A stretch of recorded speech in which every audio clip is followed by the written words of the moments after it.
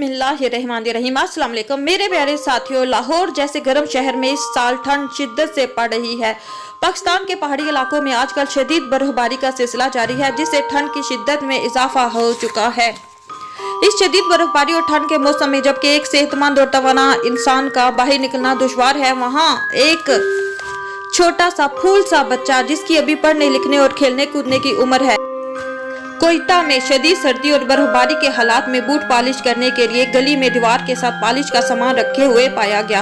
तस्वीर और वीडियो इस बात की चुगली खा रही है कि बच्चा ठंड से ठिठुर रहा है और कोई ग्राहक भी नहीं आ रहा। इस वीडियो के वायरल होते ही गवर्नमेंट ने नोटिस ले लिया और बच्चे की तलाश शुरू कर दी, ताकि बच्चे को और उसकी फैमिली को ज़रूरियात ज़िंदगी और अशियाए ज़रूरिया फराहम की जाए।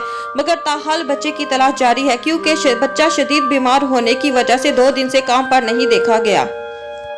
उम्मीद है कि जल्द बच्चे को तलाश कर लिया जाएगा। वीडियो पसंद आने पर लाइक करें, सब्सक्राइब करें और ज़्यादा से ज़्यादा शेयर करें। आपका बहुत बहुत शुक्रिया। अल्लाह हाफिज।